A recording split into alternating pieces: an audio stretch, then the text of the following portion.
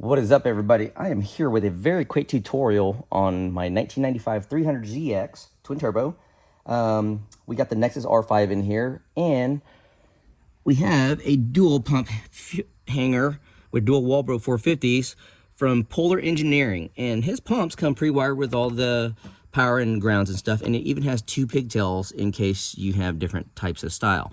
What we will be using today is this 3-wire connector, which you'll see here is the black for the ground, orange for the ohm resistance to all the way to the cluster, which you'll find on the far right side of the cluster plug, and blue, I believe, is the fuel low light level, or low fuel light level, which we will not be using here, because what we will be doing is displaying our fuel in percentage. You see that 1 and 2 right there in red?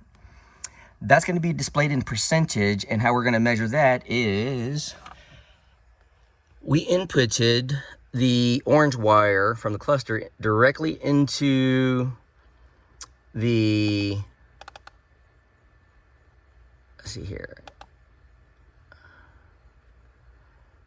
into the back of the dash.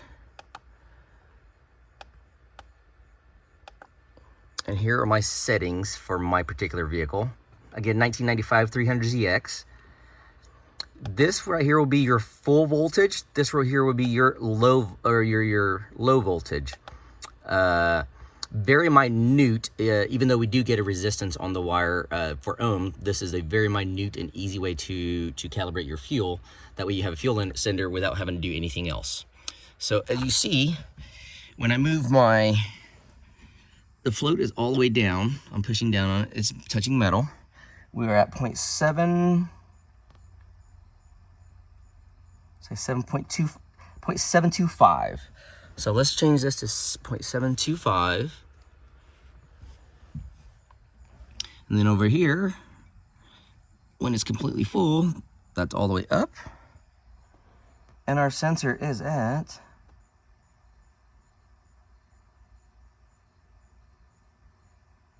0.01 all the way to 0.002.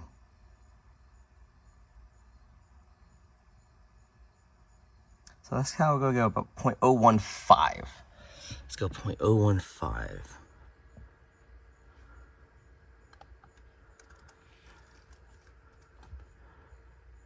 Apply.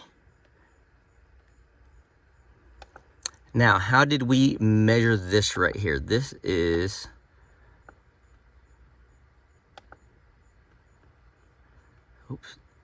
this is going to be the AVIP raw voltage on that 21 pin. Okay. And then that's what we got. And then on here, we actually have pin 21 readout, which we are measuring in volts. As you can see, we're going to send this to the dash.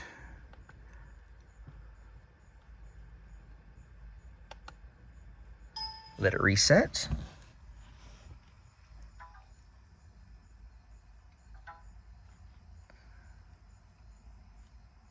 Now we should be at 100% or close, right?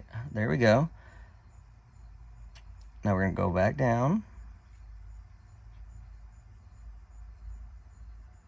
Look at that. I think I'm actually going to keep the fuel over there on the right instead of on the left.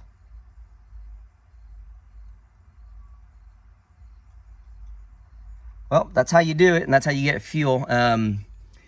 You could do it like this to measure full range right here on what the sensor is, or you can actually run out of gas, measure your voltage there, then fill it up with the, I believe, 18.7 gallon capacity that these cars spec'd out to. And then you would have your accurate measurements there, because then you could look at the gallons down to the, to the hundredths at the gas pump. So, but that's how you do it, and hopefully this helps everybody else who is coming into it. Should apply to most cars and Nissans or anybody else that are doing this. So stay tuned, as next videos will be on the air conditioning output, the cruise control output, and then the 4-wheel speed input sensors into the R5 for traction control. So thanks for watching. Stay tuned for the next video. Later.